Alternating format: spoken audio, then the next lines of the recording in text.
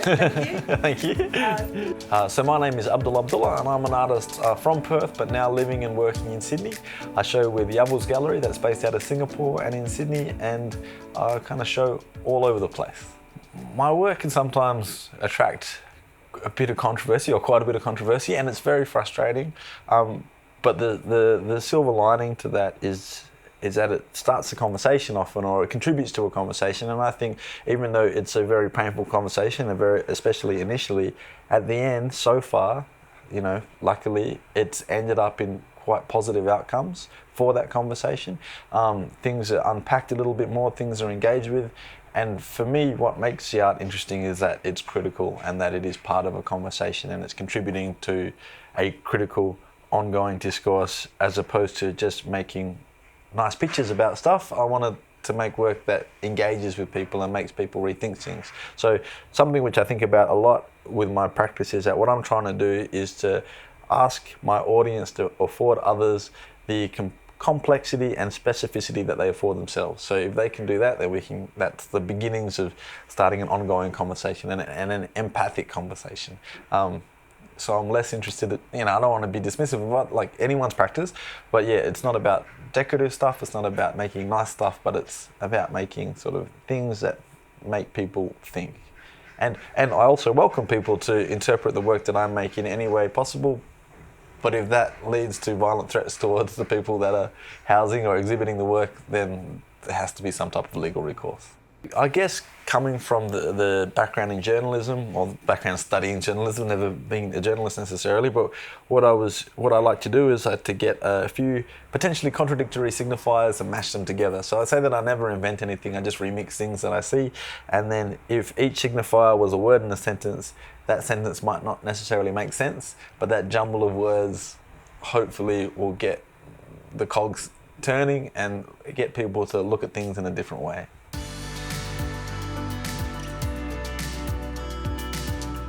So I was part of an exhibition called Violent Salt, and it's a touring exhibition that's going to 7 galleries, I think, across the east coast of Australia. And the first place that it showed was Mackay Regional Gallery. I had 2 works in the exhibition, 2 embroideries that features soldiers' faces or military faces with smiley faces over the top. And they were in the exhibition. 4,500 people saw them until a local councillor saw them and took issue with the work and assumed that I was attacking soldiers. He took that complaint to his local member, or the federal member, which was George Christensen, and they both went to social media and to the media saying that I was attacking soldiers and disrespecting veterans.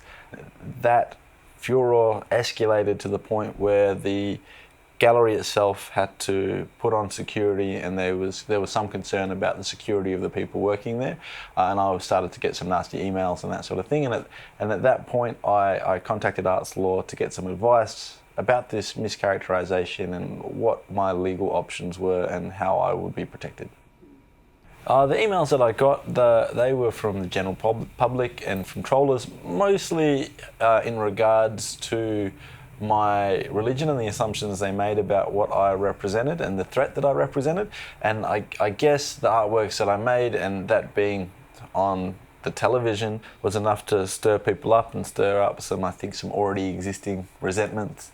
And it was a good excuse for them to go out of their way to find me and to tell me how they felt about people like me and the opinions that they thought that I was expressing. I've found over the course of my career, the majority of the nasty emails that I get are not really to do with me personally, and that's one way. Maybe I'm just sort of shielding myself from it in that way, but it's about the imagined threat that I represent and the imagined threat to their culture and to their existence that I represent in their imagination. So I think it has very little to do with the reality of my actions and beliefs, and all to do with a perception of who I am and what I could possibly do. When things like this happen, it's very, very frustrating, and this particular case was, I'd have to say, the most extreme version of that, where you've got a federal senator coming in and speaking on it, and the fact that it was on, I believe, Channel 9 and Sky News, so it got a lot of public profile, more so than when situations like this have occurred. Like it has happened in the past where it's hit like a local paper or something like that, where my name associated with an exhibition has caused a little bit of trouble, but this is the first time where it's become national.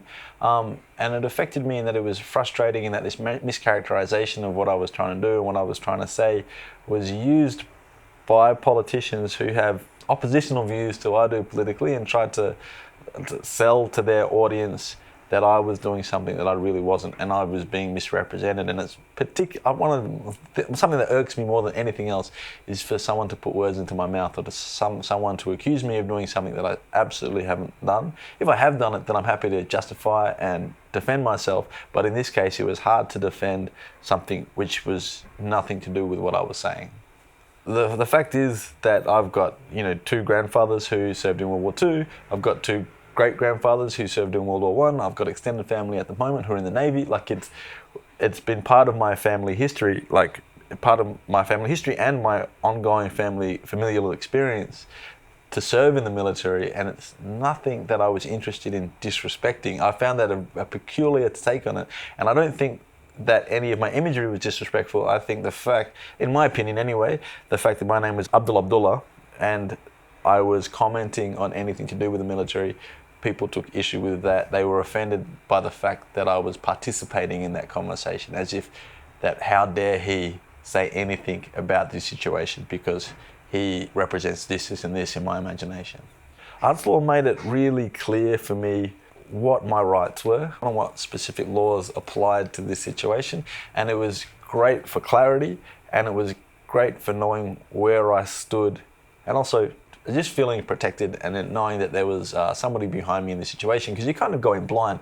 I don't know much about the law, I don't know about specifics of it, I don't know where I'm protected and where I'm not, and in this case it was like a discourse or an argument or a disagreement with like a federal senator. Like that's a professional talker, a professional policymaker.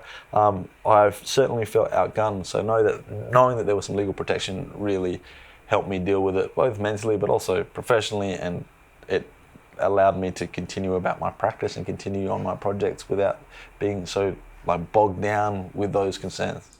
Censorship has always been part of that dialogue, but it feels that with the current political discourse, censorship is coming up more and more, and I think artists need to know that they're protected in this case. Knowing what they can do and what they can't do, I think, is really important, and I think that just because censorship is being put on the table by an opposition party or a party that wants to remove the work, I don't think the work needs to necessarily be taken down. I think that artists should seek legal advice and see where they stand. On an occasion a few years ago, I felt my work was being mischaracterized in a potentially dangerous way, potentially quite racist, and I wasn't happy with it, but I wanted to know where I stood. So I didn't necessarily want to follow a litigious route, but I wanted to know what my legal protections were in that case. I have read through the info sheets that were sent to me and are available on the website, and it's a fantastic breakdown of that information and your legal rights. So I recommend that anyone who goes to the Arts Law website has a look at them. It gives you a good chance to see where you stand. I think it's really important for artists to know their legal rights.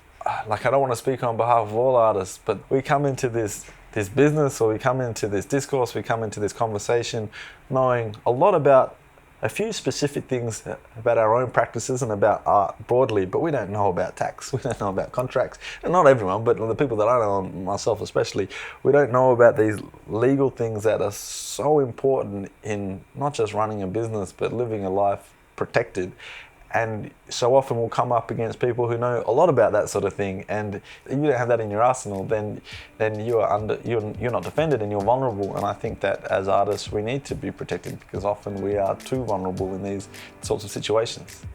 I think if an artist in Australia comes up against legal issues, whether it's contract law, whether it's possible defamation, whether it's misuse of images, you should contact Arts Law and get that advice and see where you stand.